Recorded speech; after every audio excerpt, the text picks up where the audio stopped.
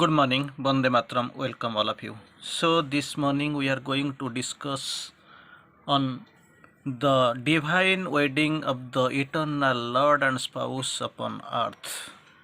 So that is a big story, a great discussion. Right now we are going to process this thing in the from the writings of Sri Aurobindo. Of course, it is from Savitri.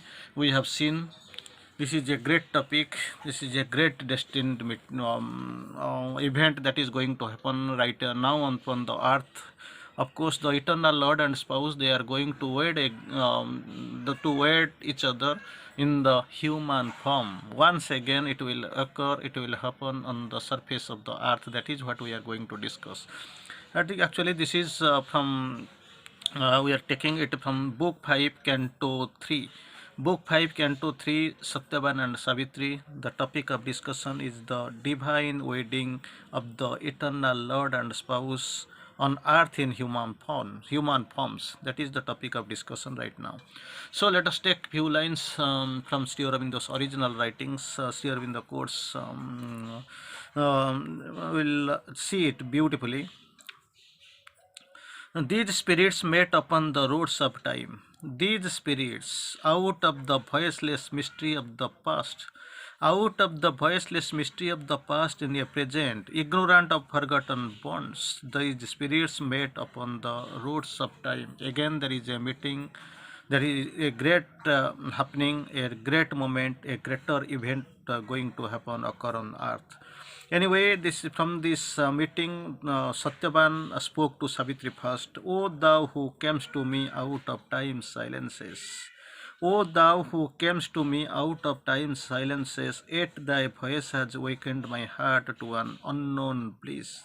Immortal or mortal only in thy frame. Immortal or mortal in thy frame, for more than earth speaks to me from thy soul. That a glorious definition is there. And more than earth surrounds me in thy gaze.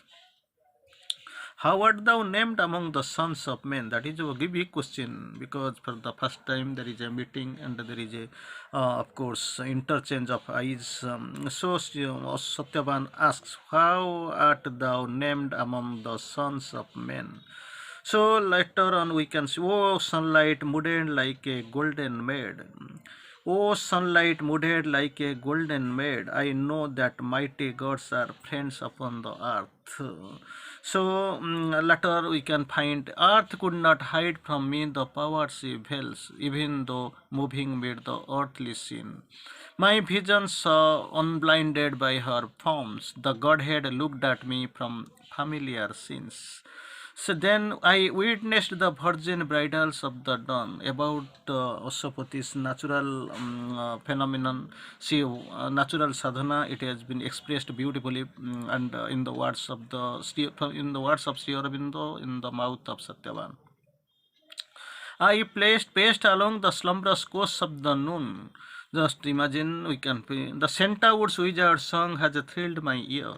I have glimpsed the apsaras bathing in the pools. I have glimpsed the apsaras bathing in the pools. I have seen the wood nymphs peering through the leaves. Again, we can find later on, although to heaven thy beauty seems allied, not of the human atmosphere or of this earth. Although to heaven thy beauty seems allied, much rather would my thoughts rejoice to know that mortal sweetness smiles between thy lids. Then again, if our time vexed affections thou canst feel, time vexed affections thou can feel, earth's edge of simple things can satisfy. If thy glance can dwell content on earthly soil, this earthly soil, if thy glance can dwell content, and this celestial summary of delight, thy golden body daily with fatigue.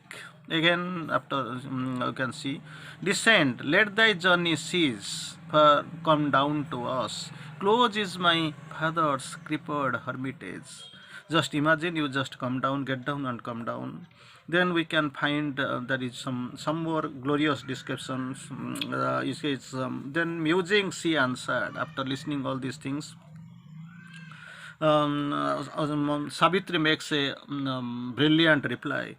I am Savitri, the princess of Madra. Who art thou? What name musical on earth express the to men? Just imagine. Initially, it was from Satyavan. The identity was asked in this line. How art thou named among the sons of men? Savitri also on the equivalent line in collaterally, Savitri asks, who art thou? What name musical on earth expresses thee to men? Then again, Satyavan gives the own replies to Savitri about about his own identity. In days when at his sight looked clear and life, giving the description and identity of his father, but the term is totally indirect approach. King Dimotsen wants the Salwa. King Dimotsen wants the Salwa rent. Through all the tract which from behind these stops, just imagine. But equal fate removed her covering hand. Equal fate removed her covering hand. A living night enclosed the strong man's paths. Living night, because he is blind, exiled, and outcast. Once am I taking. A living night enclosed the strong man's paths. Heaven's brilliant gods recalled their careless gifts, took from blind eyes the glad and helping ray. Now he is blind, and led the uncertain goddess from her side. Against Satyavan quotes, he sojourns in two solitudes within and in the solemn rustle of the woods. Son of that king, I Satyavan. That is my just imagine. He's not telling directly. This is the indirect and great approach. Son of that king, I Satyavan have lived contented, for yet not of the aware. Then you can find about his sadhana. I reigned in a kingdom of nobler kind than man can build upon the matter soil. I met the frankness of the primal earth. Frankness of the primal earth I have met. I enjoyed the intimacy of infant God in the great tapestry chambers of our state. Then again we can go. The sunlight's radiant blessing clasped my brows. The sunlight's radiant blessings clasped my brow. The moonbeam's silver ecstasy at night kissed my dim lids to sleep. Earth's months were mine. Just imagine how superior soul he was, and about the sadhana he is speaking. My spirit satisfied within me knew, godlike our birthright luxuried our birth, whose close belongings are the earth and the skies. Then we can find a little bit go ahead and see. I carved my vision out of wood and stone. I caught the echoes of a word supreme. Then we can find beautiful lines from there. I glimpsed the presence of the one in all. Glimpsed the presence of the one in all. I sat with the forest sages in their trance. There poured awakening streams of diamond lights. Again, but problem is that, but still there lacked the last transcendent power, and matter still slept empty of its Lord. So this is there is still more descriptions are there. We will find the spirit was saved, the body lost and mute, because spirit is immortal. We know the body lost and mute, lived still with death and ancient ignorance. The inconscient was at its base, the body, the void its fate. Then, but actually, how it will change, he is confident. Even at the first glance, he is able to understand and identify her, Savitri. So Satyavan speaks, but thou hast come and all will surely change. I shall feel the world mother in thy golden limbs. Again, the description of the Savitri or the divine mother in the golden. My matter shall evade the inconscient stance, my body, like my spirit, shall be free. Then it shall escape from death and ignorance. Only at the first glance, he is confident everything will change because thou hast come. Anyway, we'll try to summarize a little bit whatever still now we have covered. Then we'll go for the next pattern. It is a really brilliant, excellent topic, not very romantic topic. Savitri and Satyavan, we are reading book 5, Canto 3. But Savitri and Satyavan recognize each other in the depths of their being. Recognize each other in the depths of our being, their being. Satyavan speaks first. Thou who art more than the mortal, yet is thy what is thy name? More than the mortal, what is thy name? I know that mighty gods are friends upon the earth. So definitely, from his tapasya point of view, he is able to understand. I have traveled along with my soul, and I have seen blind forms. Many wonder. Behold the names and glimpse the Godhead. So sadhana is the gods, names, the Godheads, everything. I fear thou who art from the land of the immortals. I fear. Thou who art from the land of immortals, though I would rather that I would rather that thou art a human as accessible to us. Everything they are not alien; they are from the higher atmosphere. But beholding this, I can feel you have come. You are very accessible to the humankind. If thou canst dwell on earth's soil, then again there is a apprehension, there is one question. If thou canst dwell on earth's soil, descend from thy carbon car and come down to us. My father's hermitage is close by, it is nearby, close. Then Savitri makes a reply, already we have seen. I am Savitri, princess of Madra, but who art thou? Why art thou here in thy glorious youth demands heroic deeds from the elsewhere? Why unnecessary you are staying away from these peopled tracks? Actually, there is a lot of expectations. You are actually simply looking back and staying here. That is the purpose, Satyavan replies. Dumosen was the king of all the tract behind these peaks before the adverse fate turned him blind and he came here exiled. Already we have discussed blind, outcast, exiled once a mighty king. Now itself this bad adverse fate has turned him blind and they are on exile. I am his son Satyavan. I have lived here contented as I was with it, aware of thee. Unaware of thee, I did not know who are you, where you are. Unaware of thee. I have lived close to the earth in the bosom of nature. In the bosom of nature, I have lived close to the earth. I have caught echoes of the voices of God. That is what the great sadhana, big sadhana that has been glimpsed and gloriously described by Satyavan. Felt his veiled touch but could not clasp his body of the God. Felt his veiled touch but could not clasp the body. I have seen men, portions of oneself, living in fragments separate from each other. That is the lacuna, that is the problem with a human being. Each sought within himself, that is the problem of human being. I have sat with the forest sages. I have sat with the forest sages, entranced and glimpsed the one in all, presence of the one in all. But with all, matter has continued to be without Lord. My feeling, matter seems to be without the Lord. Death and ignorance continue. That is the problem here. That is the major problem, cause of concern. However, now that thou hast come and all shall change. This is my that certitude, that confidence is there. Now thou hast come and all shall change. My body like my spirit shall be free. And Savitri once again wants to know without breaking the rhythms. Your Savitri asks, speak more of thyself, Satyavan. Speak till my mind understands the truth of our relation, which my being feels. Being is feeling, but mind wants to be satisfied with another some other expression from thee. Then Satyavan actually replied, Savitri, words can't speak what thou hast meant to me. I can't express everything in words. All my life has moved towards this great moment. It is a momentous hour, beginning of the new time. It can't be expressed in the mere words that is emerging from the mind. I see that I am the soul made ready on earth for thee. That is what I know. I am the soul made ready on earth. I was being prepared for to be fit for thee.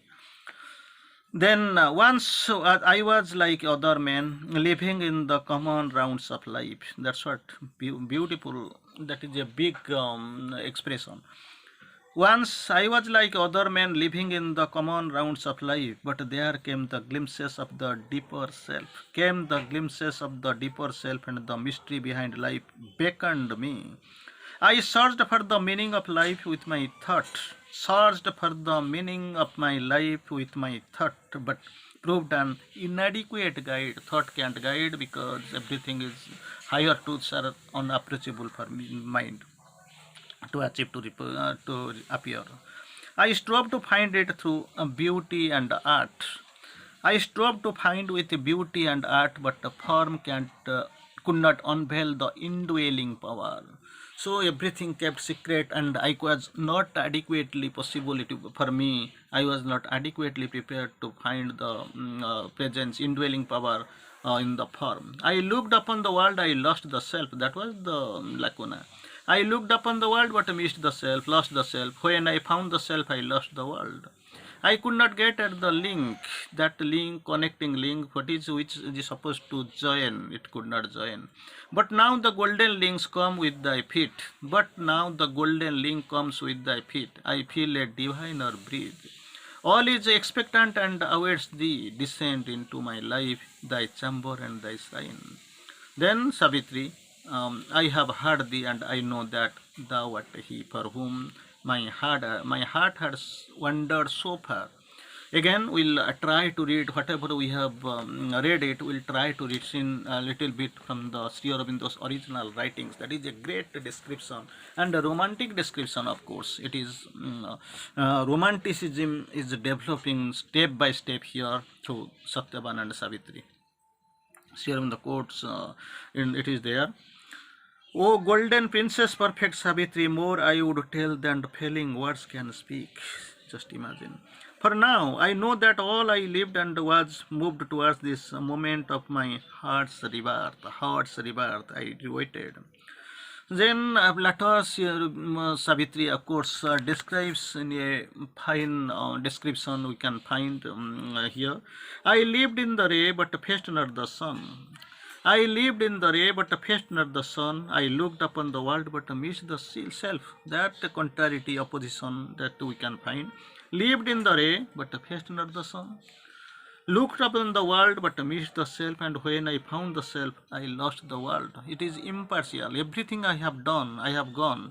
But thing is that everything is imperfect. The connecting link, that something is there, that is a missing link that I can't link it.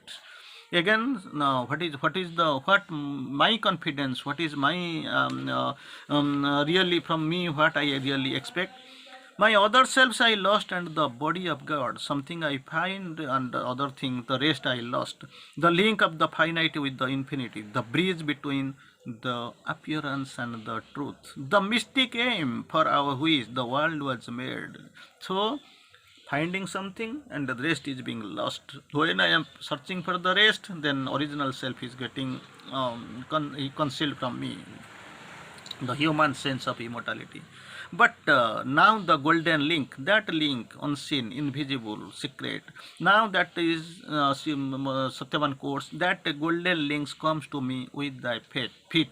With the treading of thy feet, with thy arrival, this gold link comes to me with thy feet. And his gold sun has shone on me from thy face. Gold link Gold link comes to me through with thy feet. Gold sun has shone on me from thy face. For now another realm draws near with thee, and now diviner voices fill my ear.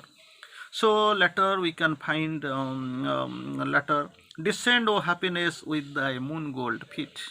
Descend, O happiness, mother, with thy moon gold feet, enrich earth's floor upon whose sleep we lie. O my beauty, bright beauty's princess Savitri, by my delight and thy own joy compelled, enter my life, thy chamber and thy shrine. So just imagine what is the real relation between Savitri and Satyavan, relation of the soul, relation of the spirit. Wrongly, outwardly, unknowingly, we are taking something like marriage, ordinary marriage, wife and children, some no, husband like this. So I will quote it again. Descend, O happiness, with thy moon gold feet. Everywhere find gold, moon gold, sun gold like this. Enrich earth's floors, enrich, yet not enriched. Enrich earth's floors upon whose sleep we lie. O my bright beauteous Princess Savitri, by my delight and thy own joy compelled, enter my life, thy chamber and thy shrine. So we can find later on the reply from the Divine Mother in form of Savitri. O Satyavan, I have heard thee and I know. O Satyavan, I have heard thee and I know that thou and only thou art he, for whom I was, so my heart was sought. I have wandered so far. I was moving this throughout this spacious world. Finally I received. Then she is coming down. Then down she came from her high carven car, descending with a soft and faltering haste. Then she is coming, and what is actually happening? Chooses the flowers and all. Then preparing a garland. She bowed and touches his feet with worshipping hands. Just imagine, it is an original description of the formal marriage, what really we seen in the practical level. I bowed and touched his, she bowed and touched his feet with worshipping hands. She made her life his world for him to tread, and made her body the room for his delight. Is the original divine preparation. So divine Lord and spouse, eternal Lord and spouse, they are preparing for the marriage once more on the earth. Her beating heart, a remembrance of bliss. Beating heart, just imagine normal, see you can find. Her beating heart, a remembrance of bliss. He went to her and took into his own. This, they are married yearning, joined like folded hopes. Because mainly we are concentrating upon the romantic marriage of the Lord and spouse, eternal divine marriage of the Lord and eternal Lord and spouse, when once again on earth in the human forms. Then he gathered all Savitri into his clasp. Just imagine. He gathered all Savitri into his clasp. Around her, his embrace became the sign of a locked closeness through slow, intimate years. So then we can find he sought her into himself in a circle of bliss, and sought the world into himself and her. Sought herself, then sought him the world into himself and her. A boundless isolation made them one. There is no gap, no gulf, no gulf. So there is a boundless isolation made them one, oneness. He was aware of her enveloping him and let her penetrate his very soul. Nothing in the mind, physical or vital. Everything is relating regarding soul. So, as is a world by the world spirit filled, as the mortal wakes to eternity, as the finite opens to the infinity. So, there is a great beginning, great opening, and great penetration. Thus were they in each other lost awhile, then drawing back from her long ecstasies trance, not the ordinary something like you say ordinary that Milan, Mahamilan, nothing. It is a Mahamilan, drawing back from the lost ecstasies, a trance. Trance is there. Came into a new self and a new world. So, what is the change right now?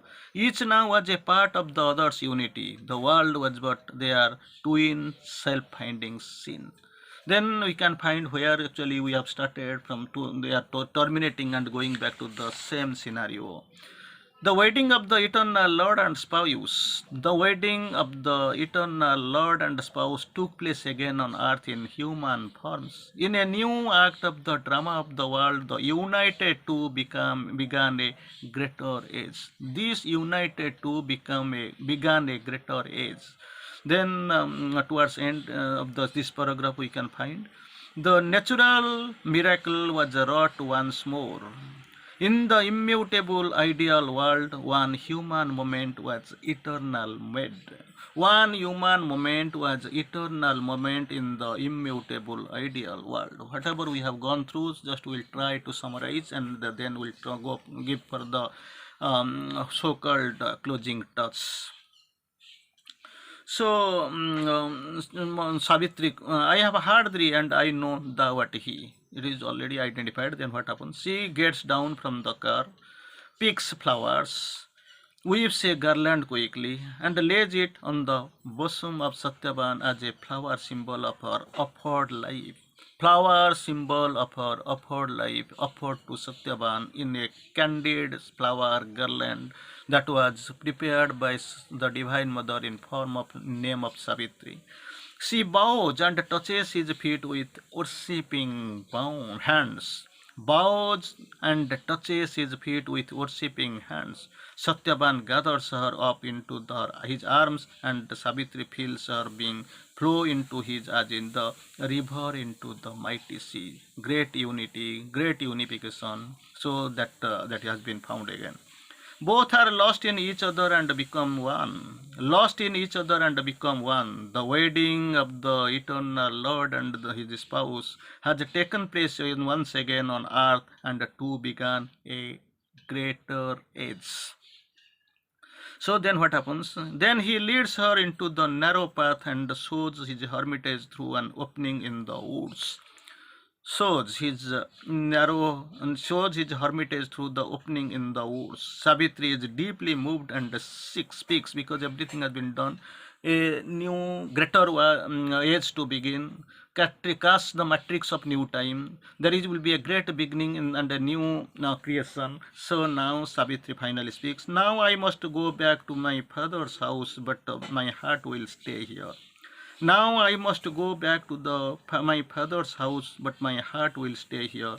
I will soon return and to the never to part again. That will be final. I am going. I will come back, and that will be the final one. I will settle with the never to part again. Then what happens? She mounts her caravan car and speeds back, hastes back, but keeps her eye on the receding figure of Satyavan. Keeps her eye on the receding figure of Satyavan. So now we'll read last lines how this has been completely and fragment in a fantastically described by Sri Aurobindo. Then down the narrow path where thy lives had met, he led and showed to her her future world, that hermitage, love's refuge and a corner of happy solitude. Then we can find just Savitri's that last wordings before departure. My heart will stay here on this forest birds. My heart will stay here on this forest birds and close to this thatched roof while I am far. Now of no more wandering it has no need, but I must haste back to my father's house. I have to go. My heart will stay here, but physically I have to go and come back, not and the latter not to be divided, not to be separated from you. Which will soon lose one loved accustomed trade and listen in vain for a once cherished voice.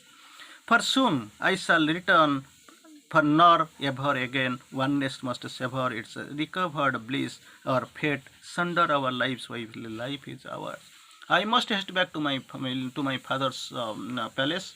Immediately I have to come back, and this arrival will be the last departure from my father's palace, and I will stay permanently forever with you. Then again what happens? Once more she mounted on her caravan car and leaves. And finally, 2-3 lines it has been received. A nave of trees enshrined the hermit thoughts. The new deep covert of her felicity preferred to heaven her soul's temple and home. Palace is actually, it was there, it was the birthplace, this palace. Now itself it has been told, bon voyage, goodbye. Then preferred to heaven her soul's temple and home, that new covert of her felicity, that hermit thoughts. It has been chosen, prepared, selected, and elected, and it is destined. This now remained with her heart's constant sin. So with this scenario, we are going to the closure. It is a great thing we can find, the great arrival, the great meeting, Mahamilan we can find. They knew each other. It was a destined meeting place. They saw each other. Destiny had prepared this great moment. In this momentous hour, of course, they met each other, knew each other, spoke to each other, found their own identity, and they felt they were made for each other. Of course, it is not really nothing related to mind, life, and body. Everything was with the relation of the spirit. So they knew, they became one, and of course, we have seen the wedding of the eternal Lord and the spouse took place again on earth in human forms. That was a great moment, great Mahamilan, and of course, great time was destined, and this great time it was going to prepare a great end, and this marriage is done. Savitri has promised immediately she will come back forever from, and say permanently she will depart from the father's palace and stay in this thatched hermitage for the right now. Later it will change because they belong to the royal family. For now she will come back to Satyavan, to this thatched hermitage, and permanently she will stay with Satyavan and never to depart. This was the great thing, and Savitri is of course making a hasty return to to his father's palace, and of course it is expected, estimated, everything is there. This father's palace, Madran, which immediately will lose forever the one accustomed trade of the Divine Mother, her golden feet will never tread again on this palace of the great king of his father. Vande Mataram.